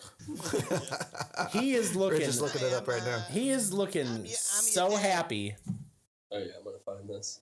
Yeah, you got to see it, man. It's you know, so we actually today, while Rich is looking up his so he can get his reaction, we actually are going to be playing some music today on the podcast as well. So if you're going to be listening to the audio feed in the drop later, we are going to have a song that actually Ridge, Joey, and I are on together in a band that we used to be in called, it was We Were Statues at the time, but Worlds. And then at the close of the show, we're going to have a Crush It to Death song as well. So you guys will get to hear some of Joey's artwork and his impression on the scene and the music scene here as well to kind of help feature him and some of his talents. And we hope that you guys stick around and check those out in full length, and I think you guys will enjoy that. A little bit on the heavier spectrum, but I think we tend to attract that type around here a little bit more so, right? Yeah. So yeah. And Rich has seen it. I'm watching Rich see it right now. Can we post this so it shows up on the feed? Like, you have to see it. Yeah, absolutely. I mean, whoever's watching could see it. See it, yeah. Yeah. That I have pictures of my dad wearing that shit. Like it. It's Paul Simon, your dad. Paul Simon might be my dad. Yeah. I wish, man. Dude. And Paul Simon is the exact same type of weird music nerd that my dad was. Like, so he, like, if you go and look at, like, his stuff in the 80s, you had, like, Adrian Belew from King Crimson playing guitar on some of his albums and stuff. I didn't realize that. Yeah, dude, he plays on, what is it? Rhythm of the Saints. There's a couple songs he plays on. And there's stuff on that album that's, like, in 9/8, like, constant, like, fucking 9/8, or they'll be in 7/4, or they'll do, like, these weird, like, super syncopated, like, horn, like, the horn sections are just, it's so elaborate. Right. Like, I recommend, like, if you want to hear, like, 2 albums that'll just make you, like, dance in your seat, like, literally just do this number. Yeah. I used to do this shit. I would listen to Graceland, and can I get that again? As soon, okay, dude. As soon as You Can Call Me Al came on, like, I'd go into town, like, and I'd listen to it, and, like, town was just far enough for me to get to You Can Call Me Al in the Taco Bell drive-thru. Okay, and as soon as it comes through, it was Corey from what was the. Oh gosh, it was another local band. They were kind of like prog rocky, but they're instrumental. It's a core. Birdman plays with them. I can't remember. It was New Statue. New Statue. Yeah, they were New Statue. Yeah, it's the guys from New Statue. We were statues. They're the New Statue. Right. Yeah. So, dude, Corey was. I never really put that together. Yeah. Right? Once we flipped the names to Worlds. That's right. So We weren't. So we are. yes. We are statues. That's Yeah, we Corey, are. It gets so Corey confusing. Young, We were statues. Yeah, Like, Corey Young does. Did you listen to change the your show. name just now? Statues in denial. Yeah, Corey Young. Young is his last name. We were trying to remember that earlier. Corey actually listens to the show pretty frequently. Yeah. Hey, Corey, we're talking about you. Yeah, Corey is a Yeah, and Corey is a fantastic guitar player too. Yeah, like is. he's so good. And he's so much cuter than me. He's so skinny and he moves around so cute. Yeah. He's adorable. He looks like he should be in Chown. So anyway, Corey worked Chown band for a while at the that play the guitar like him. Yeah. So he worked the drive-thru at Taco Bell, and I kind of half-assed knew that, so I would put that on there and go get Taco Bell for my family, and I would wait until that song came on, and I would be full-blown in the car with it turned up so loud after I was done ordering that you couldn't hear anything, and I would come up to the drive-thru and be like, yeah. Is that when it was like Taco Hut, when it had also a Pizza Hut? Right? No, It wish. did briefly, right? It was a Taco Hut. Potosi did have a Taco Hut for a while. That was when it first opened. But I feel like the format was wasted. Like, you could have done so many. You could have just made And they had KFC, right? And they have a KFC again. There is a once future KFC. I'm serious. Like, they make these. If you guys have never been to them, it's a Taco Bell that's a Pizza Hut, but then they also have a few select KFC items. Yeah. It's because they were all owned by the same parent corporation. And actually, a show that Ridge and I played back in the day in To My Grave down in Potosi, I actually took a van full of people over to the Taco Hut in the middle of the show to get some food. Marcus Newstead being one of them, a former guest of the show. And we listened to Van Halen, and I continued to tell them that I would never listen to Van Hagar. I shut the radio off. I don't necessarily feel that way today. I think I was just trying to impress people. I'm just gonna say it, man. I'm just gonna put it out there. Van Hagar aside, man, one of the most baller riffs I have ever heard, as far as guitar goes, is Rock Candy by Montrose, and that's Sammy Hagar's fucking old band. Man, Ronnie Montrose was a legend. Rock Candy is, dude, I want to snap my back head banging to that fucking riff. It's so 5150 good. is a good album. Oh, 5150 is good. Yeah, it's all right. Balance is okay. I mean, everything with David Lee Roth is the best. Roth is... Yeah, without question. Yeah, Roth is just... But Sammy has his moments, and Sammy always holds a special place in my heart, specifically for, remember the Power Rangers movie? When that came out in theaters, at the end, they had a Van Hagar song. I can't remember which one it is. I'm going to have to look it up. At the end of Power Rangers. It was Dreams, is what it was. I'm going to have to leave soon, so anything that stuck out to you, Joey, from being friends with me? Oh, yeah. Yeah. You could tell several things. A couple things. This is going to get heated. Which one do you want to do? I mean, do you want more than one, or you just want one? Here comes some claymores. Because first off, I'm gonna always remember you getting Spartan kicked off of a fucking drum set when we were in Columbia, and then we left your ass in Columbia because we were mad at you. Yeah, so I stood on Kyle's drums. They were brand new drums. He didn't Spartan kick me. I jumped off. Dude, he shoved you or something. I remember it very vividly of you eating shit. Like, you got knocked off that fucking drum kit. I don't remember that. Okay. So he had a rack on this drum kit, and Brandon the stand out. It's a brand new Pearl drum kit. His attempt right now is going to make me look bad, but really what they did is they abandoned me in Jeff City. He's not wrong. Expected me to find a way home. They all left me and told me they did not have any space in their car. How did you get there? They just left me with people. I probably rode with, John or somebody like that. But they all abandoned me, and they go figure out a way to get home. Yep. And it's 4 hours away. Yeah. And I'm like, I have no connection to any of these people. How'd you get home? Will be homeless. I made friends with people at the show. I had to get people to drive me back. Yeah. No, it was a kid that was he's the one who put on the show, and he took me in, and he's like, yeah, man, we'll figure out something. And for 2 days I was just stranded. I had to call out of work. Oh shit. I was working for, they left me in the middle. So go ahead, Joey, explain your such good. Well, now I never said I was a good person, motherfucker. I never.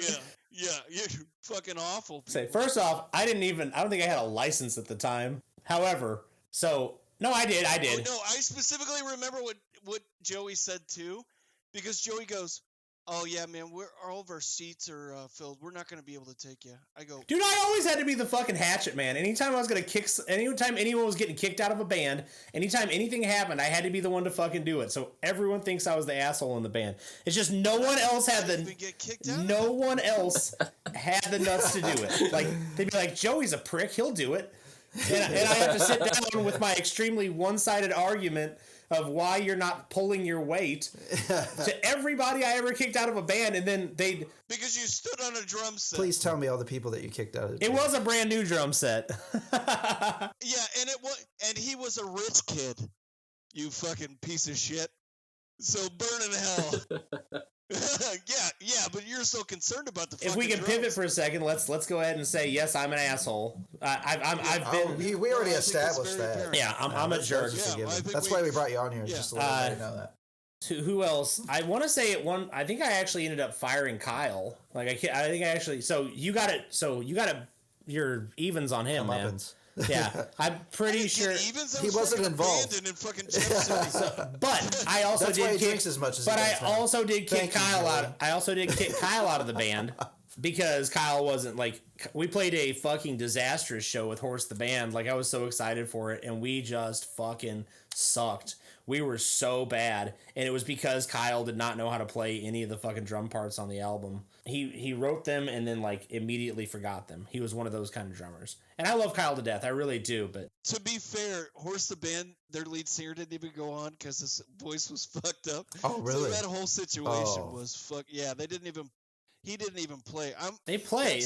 I remember them playing. Dream. They did play, but he didn't play. Dude, I remember after that, like, so... Here's the thing: is we played first, and then so many dinos came on and made us look like. So they're another keyboard band who's like a math rock band, and they just made us look like fucking hosers. We looked so bad.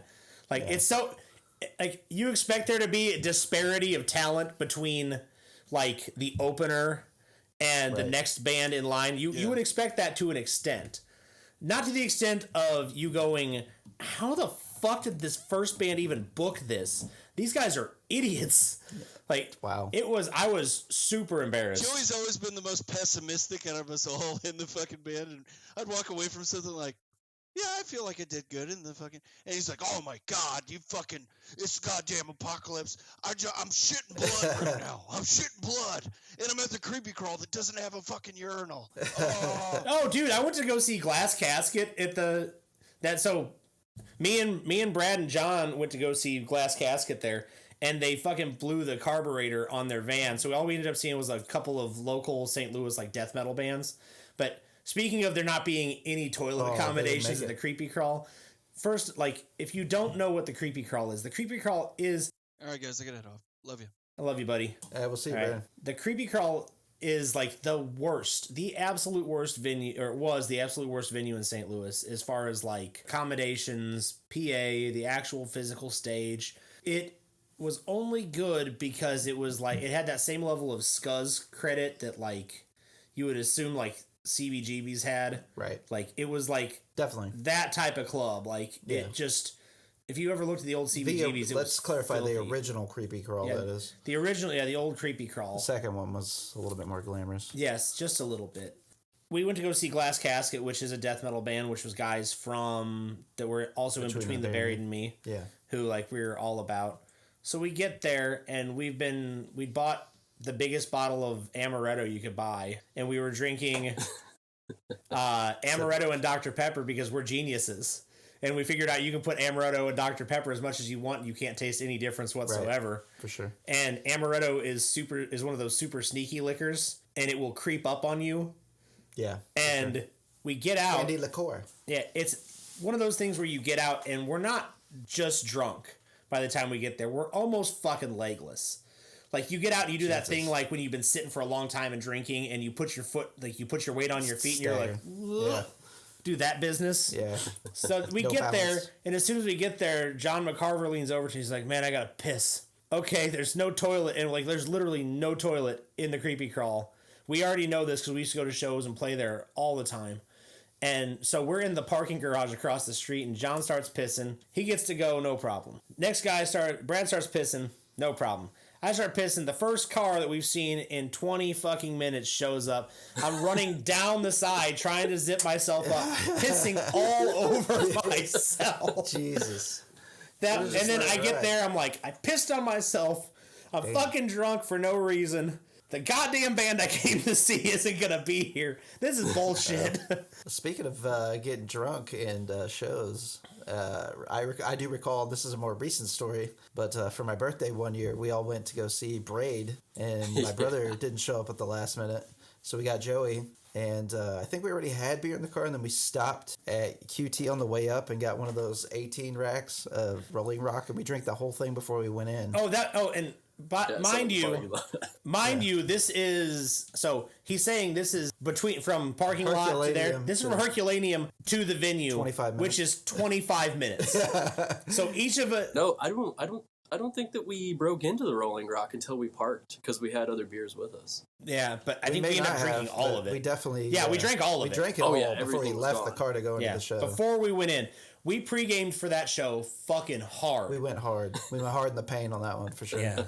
And that was literally like last minute. During the whole show. Well, so I found out the magic. First off, man, Rolling Rock, man, I don't have it now. I wish I did. From the glass line tanks of Old Latrobe, man, Rolling Rock is killer cheap beer. Yeah, it's so fucking good. And it is especially cheap if you went to Herculaneum at the time. You could get that 18. You get 18 rocks for like $7.99. It was outrageous. It was $8. Yeah, it was 18 rocks for $8. And so I would always go and get that. Barrett would be like, man, I got High Life. I got this or that. I'm coming over. We're going to watch vampire movies. I'm like, fuck that. I'm going to Herculaneum and getting 18 Rolling Rocks. We'll get destroyed. Yeah. Because my wife didn't drink beer at all. So we'd split like 9 fucking Rolling Rocks. Or we'd drink like 9 Rolling Rocks each. For sure. Yeah, dude. You can't go wrong with some Rolling Rock. But but I will say I ended up getting pissed off because I thought I was taking you back to meet your wife at the parking lot in Walmart. As soon as I pull up to all the way, we're driving back, and I'm drunk, mind you, driving, which I didn't do too many times, but on this occasion I was. We get to the parking lot at Walmart, and you're like, "What are you doing, man?" I was like, I was like, "Clarissa's meeting us here," and he's like, "No, man, you gotta take me home." And I was like, "Fuck you!" I was so pissed off. Man, this is like beat up on. You guys got here to fucking air dirty laundry. That's what this is. We don't want to talk about anything you're doing now. We don't care. Fuck him. He's an asshole. We just got to lay down the comedic. We're going to talk about this shit now. Dude, we had to do so much stupid shit. I remember playing in Highland. Yeah. And so many funny fucking stupid things happen. Because I remember first off, and this was not funny. This is just a moment I remember between me and Ridge. Me and Ridge rode up together, and it was right after Zmed Studirum Vid Spilla Mindelaus, the Sigur Rós record. Had come out. Yeah. It's a pretty long drive to Highland, and that's all me and Ridge did was sit and listen to that fucking record. Like, that the whole way. And, like, I'd be like, hey, man, let's bounce around. And Ridge would be like, fuck that, don't touch it. And I'd be like, yeah, you're right. And it was sorry. Yeah, it's all right. Yeah, it's a good long drive. So we get sure. That was a weird mood to be in by the time we got there. Like just listening to post rock, like orchestral gorgeousness for like a 2.5 hour plus drive. Like it was like it had just come out. Like I think I listened to Ara Batur and cried. I know I do when I listen to it now. That's the prettiest thing I've ever heard in my life. I think, is this not the same? I mean, we played Highland a few times, but are you about to get to the point where we were drinking High Life? Yes. Okay. So this is that I was driving separately with Michael and Marcus Newstead in my car. Yeah. Yeah. Me and Ridge rode up because I think we had all the cabinets and stuff. Right. And half of it because we had a shit ton of gear. I had the drum sets and everybody's sticks, I think. Yeah. Like guitars and shit. Yeah. So I remember because we were crammed in that those cabinets were crammed. Yeah. And sardined in there. There's a fine art to packing the back of a Ford Explorer with like we did it with 200 decibels worth of power. Yeah. We were so obnoxiously fucking loud for a local band. Oh yeah. Remember when people used to always be like, "Hold on to your strings." Yeah. It's just 'cause it would just feed back so bad there was nothing we could do about it. That's just how we are. that and putting stuff in front of it. Like I played Michael's Plexi and I put that fucking, I think I had a Big Muff on my board, or I had the Big Muff circuit in that Holy Sustain or the Holy Stain. Right. Yeah. And that thing would literally go forever. Yeah. You could not, like, there's no checking or stopping that sustain. It's just the whole time. You can play a note, and I could walk out and get a fucking sandwich and come back a half hour later, and that same note would be ringing. Yeah, that thing was serious. Like that, it was serious. But so we get up there, and first off, it was like an all ages venue. Right. And that's the majesty and the glory of like playing like those type of shows, like VFW hall shows and like house shows and stuff like that, is, man, first off, you have a ton, especially all ages, like you have a ton of kids in these towns that have nothing better to do that are going than to get introduced to something that they might not have otherwise seen. Right. Like, and especially like what we were going for at the time, I'd say probably like somewhere between, like, we had the Convergy stuff, and then there was like botch type stuff. Yeah, botch type stuff, and like some stuff that was kind of like bringing influence from The End and shit like that. Yeah, and Poison the Well and Mayor. Yeah, Mayor was definitely like a big thing. But those kids in Highland, like, they wouldn't have known that. And like that's the most amazing thing about local music in general, is when you play those types of shows. I went to a ton of shows when I was younger, and it was like that. Like, that's where I met like a lot of people. That's where I met Calvin from Not Waving and Firebird Suite, and Time was at a Not Waving but Drowning show that we went to just randomly at Rosner's. Yeah. I don't know if you guys ever went, but Rosner's Hall used to do shows there. We were actually talking about that with Brad when he was on. You would go and have, like, I mean, whatever the capacity on the hall was, you'd meet and exceed it every time. Yeah. All the time. And if you went to Columbia or Jeff City or any, like, especially Columbia, when we go to Columbia, you could play a show at the same thing, equivalent VFW, and you'd have 500 heads at the door. Yeah. It was ridiculous. You'd look back, like, to the back of a room that's like a VFW, like a big, like, what you would think of like a banquet hall, and it would be full to the merch tables at the very back of the thing. It's amazing for, like, seeing what just bored kids can do. We used to do this, man, and there'd be like, we would go and do it like on snow days. Like, we'd go and we'd drive like through like bad weather and stuff and get there, and there'd still be like 200-300 kids at a show. Yeah. And it's amazing that went on too. Like, can you imagine that happening today? I mean, I don't know if that's just like an old guy thing to say, but like, that doesn't happen, I don't think, anymore, right? No. I don't see or hear anything about it. Not that I'm like connected to kids those age, but like, you know, it kind of went hand in hand kind of with the local music scene dying here too. And we had Doug Wicker on the show previously, a mutual friend of all of ours, and he did as part of his thesis for school, he did a short film, The Bang the Drum Slowly, What Killed the Local Music Scene. And, you know, advents of, I guess, of social media and other things to distract kids and take their time and attention away, but it's hard to imagine something like that happening now, I think. Yeah. And it's kind of the opposite effect of what you would have hoped with, like, connectivity going up. Right. Like, you would have thought you would think like more people would be. And briefly it did have that effect. Yeah. But it was a very short window. Yeah, that was more in the MySpace type of like real early nascent stage of Facebook. Right. And where you could use it effectively for advertising. Right. Like, or you could get with stuff like GTP Inc., which was a forum. Yeah, here locally we had things like GTP Inc. and STL Punk. STL Punk. STL Punk is still available on the Internet Wayback Machine. It's very interesting. Look at the archives. Yeah, you can go look at the archives of stuff. Yeah. Yeah. Oh man, I remember. I can't remember my username anymore. I used to remember it because I know it was an Acacia Strain lyric. I pulled up some of like Dress for Funeral, Brandon, because I sent it to Brandon whenever I stumbled upon that. Yeah. We had an unofficial we had a buddy of ours who had dubbed himself like our archivist, and he had every single thing that we ever did. He had a recording of. That's Corey Cobb. Okay. Yeah, Corey and Ronnie both had like everything. Pre-Dress for a Funeral, even, like, they had like the stuff like when we were like, I never thought any project I was in was like, a lot of stuff that I did really early on, especially, like, I never thought it was super great, and I always had the opinion like, I'm gonna do better, I'm gonna do more, sure. Like, I'm gonna keep writing, and like these are you should never rest on your laurels. You know, I think if you're a good musician, you're always gonna try to. These are stepping stones, is what I think of them as. Like, and but those guys just, everything that we had, like every single thought that we had in our head, if we put together verse, chorus, bridge, chorus, they had it. Yeah. Like everything. And I don't know, but not all of that stuff's available anymore. But it's, I don't know, it's such a weird thing now. Like I think about like trying to do music again, and like there's guys like I'm interested in doing it with. There's a guy that I'm talking to at work who like, and it's something like I'm gonna bring it up to Brad because Brad's wanted to do like lighter fare as well. Right. Like, but like I showed him like the Menzingers, which are like right. Like I love the Menzingers. Like super. They're actually coming to St. Louis really soon. Really? Yeah. I think either Delmar Hall or the Pageant. Oh man, that's gonna be a good show. Yeah. So I showed him the Menzingers because I got into them a little bit ago. Yeah, Wonder Years rules. Oh my god, they're so incredible. Good, and their new stuff balls. The newest one they have, Ridge. It's got almost like the their bass player does almost like the Dave Edwardson, like the he does like that almost like guttural like half scream sing thing. Yeah. In their newest song.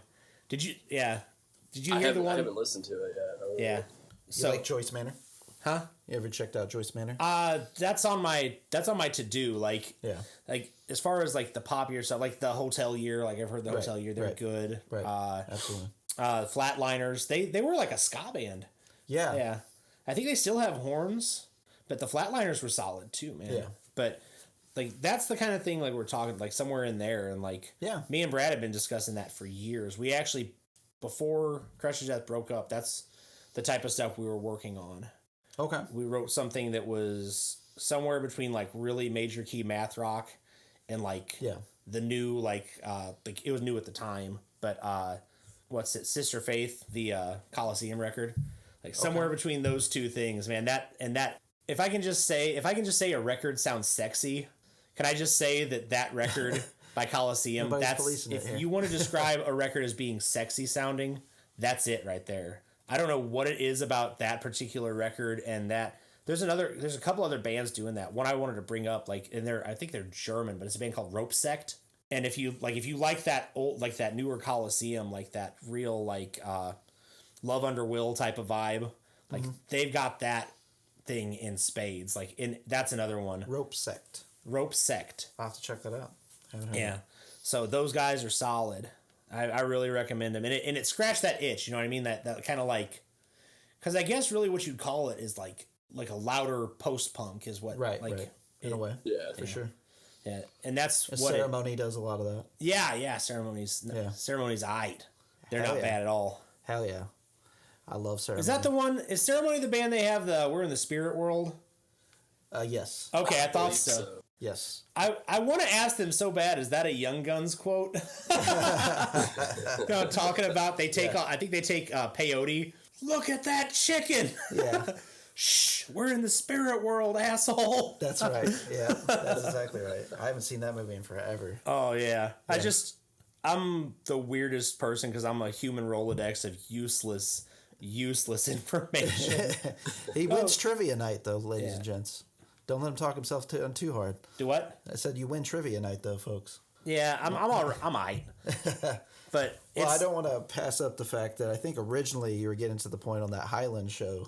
Oh yeah. With the beer. Oh, business. It's an all age. So here, set the stage. It's an all ages venue. I'm old enough to drink and buy beer. I don't remember if any of you guys were. I don't think I was like 20. Yeah, I was like 20 years old. We got pulled over on the way. Yeah. We'll get to that. Yeah. Patience, my sweet. Patience. So, yeah. They're all super young. Like, I'm the old man in the group already. Like, I've all, like, bad knees, gray beard. I'm old man already. But I could contribute to the delinquency of minors. I could definitely buy alcohol. So we roll up into Highland in Illinois, and we had... First off, we find out all ages venue. We take our drink of choice at the time because it was a cheapie. Yeah. But it's the champagne and beers, baby. Miller High Life, dog. Oh, yeah. You get Miller High Life, or my other favorite thing to do was when I stood to make some money, if someone told me that if I'd buy them beer, I'd be like, I'm only buying what I want to drink. Yeah. And I would go and buy them a suitcase of Stag. Yeah. Oh my God, I ruined so many. That's the first time I had Stag was just that occasion. You're like, well, I'm gonna go get Stag, and I'm like, yeah, right, I'd go over and buy, yeah. You could buy a suitcase, 30-pack of Stag for just something ungodly. It was well under $20 at the time. Yeah, I think it was like 18. It was 17 or 18, and then I'd be and then I was very shrewd about it. I'd be like, I'll buy you what I want to drink, and I get to keep the change. So they'd give me $30 and I'd go buy a fucking suitcase of Stag and make money. Yeah, hell yeah. And then when they'd be like, this beer's gross, well, give it to me then. Yeah. Then he believes I'm getting paid twice for this, man. That didn't happen with us, though. We drank it. Yeah. Oh, yeah. You got to muscle up. These boys are hardcore. They've drank worse. Yeah. Dude, if you've drank August temperature trunk Colt 45. And we have. And I have, then you'll be fine. So anyway, back to Highland. We go and we buy our provisions, which is a shit ton of Miller High Life. We also buy spring water bottles because we know that we're going to have to drink something other than beer. Except for we get there and they're like, you can't bring that in here. You can't bring your beer in. Okay, we dumped all of our fucking spring water. We put it in... we dumped all of our High Life in the spring water bottle and we carried it in. They're like, what's that? We're like, it's water. No one ever said a fucking word about it. Yeah. I think, who was that? Tea. Was that, Yeah, it was tea, is what we were telling Nathan. I think we were telling him tea. Yeah. We're like, green tea, man. Yeah. No, dude, I was a dick. Like, it's water. Yeah. Yeah, that was Nathan Landell, wasn't it? Yep, that's right. Yeah, that was the show he was putting on. What was his band's name again? Masada Complex at the time. Oh man, Masada Complex was rad. I remember they were super grindy. Yep. I'd played a show with them before. I think we played one of the Columbia shows with them. It was them and Gone by Sunrise, who were from like Paducah. And Gone by Sunrise was like, they were legit back in the day. They were metalcore-ish. Yeah.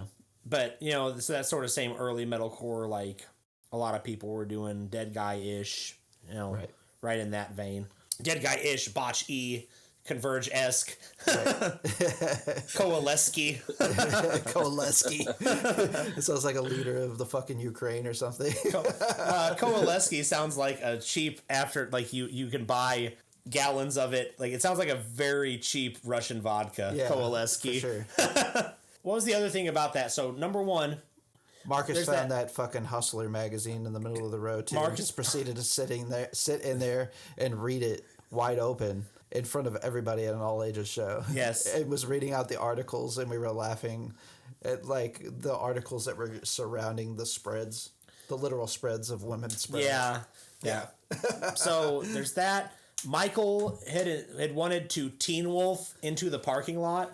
So we got on the top of Barrett's old, what was that van? PT Cruiser is what I had at the time. What was it, the Cruiser? Yeah, I never drove a van up there. It was definitely my PT Cruiser. It was the Cruiser. That's right. That van would have fucking blown up. Yeah, the white van. Shit. Yeah.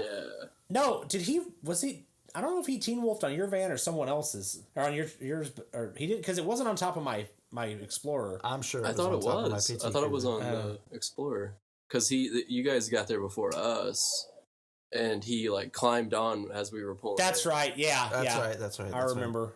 Yeah. So he insisted on teen wolfing into the parking lot. He told the worst joke ever to start the set. I wrote that joke. I'm super proud of it, and it landed like a fucking fart in church. What was the joke? I don't even remember. It was, and me and Michael thought it was hilarious because we knew how bad it was. Like, so we get there and we're in Highland, Illinois, and he's like after the first song, he's like, "Oh, hey, what's up, Highlanders? I'm glad to see all of you. But I'm surprised there's so many of you because I thought there could be only one." Yeah. That's right. And he told it in that exact cadence, just like that. Crickets. Except for one guy who's like, "I get it!" Yeah. Or no, didn't he say, I get it, like after the song? Like, yeah. Joke, song, then dead silence. I get it. Yeah, for sure. There was some sort of mishap with the gear too, and me and Ridge had to drive back and pick up a cabinet or something that we'd left behind. No, it was my pedal board. Oh, it was your pedal board? Yeah. I didn't know that. Yeah, because Nathan messaged me and was like, "Hey man, you forgot your pedal board." And I was like, I'm not going to be back up here for a while. Like, we got to go back. And we were a ways out too before we turned out. Yeah. But so we turn back, we get Ridge's pedal board, we load up, we drive back, and again, so first off, you have to drive through downtown St. Louis to get back. I am the world's worst navigator. Like, no exaggeration, I am absolutely terrible at navigation. I have, if you watch the Good Place at all, I have what is called directional insanity. I could get lost in a parking lot. like when they came out with Waze and like you being able to like look on a map to find your, because this was still, even this was before you could really do that. Like it wasn't a big this was kind of like, this is pre-iPhone, still printing out MapQuest directions. Yeah, so we'd print out MapQuest directions, and sometimes you'd forget to print the way back. Right. And then you just have to backtrack after you've just driven 2.5 hours and played a show and loaded, unloaded, and drank a bunch of green tea.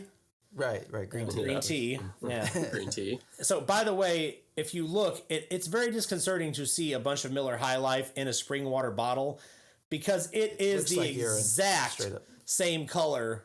Like, especially with the tinginess of the spring water, like gallon jug bottles. Yeah. It's the exact same tinginess and foaminess of fresh piss. Yes. The exact same. So we're all sitting here. It smells the same. And we all look like dirty hippie maniacs, like Texas Chainsaw Massacre family, come here to play a show. Like, we all looked disgusting. Michael had half of his head shaved and he had the Black Sabbath Batwing tattoo on his throat. I had big old nasty beard and I looked like a homeless person. Ridge was still sexy. He was the most well kept of all of us. Yeah. I took care of myself then. Yeah, you did. You're still well manicured, man. I got to give it to you. Yeah. So, just take a compliment. Jeez. Okay. Jeez. Well, thank you. So, anyway, me and Ridge are headed home all on our lonesome and we get in St. Louis, and for some reason, this was an exit ramp. I pulled off because I was going to try to get my bearings. And I go, okay, I know what we did. We got to turn around. And I pull into an exit-only parking lot. Okay? Well, that's enough to catch the local law enforcement's attention. Yeah, the constabulary reported immediately. Like, the second we turned around and pulled back out, whoop, whoop, whoop, and Ridge, we have beer in the car. Right. Yeah. Because, what we didn't end up having we had the jug. I had some cans. You had some cans. Yeah. Yeah. So Ridge immediately, and this couldn't have looked more fucking suspect. The only thing that probably saved us at all is that what I'd said before is we had all of our equipment just completely Tetrised in this fucking thing. You couldn't have seen in the back window to save your life. Yeah. So as soon as we get pulled over, Ridge is like, fuck, I'm underage. And he starts shoving all of his beer under the seat in my fucking back seat. And he takes like his pedal board and just yanks it over it. And we're like, I think we're good.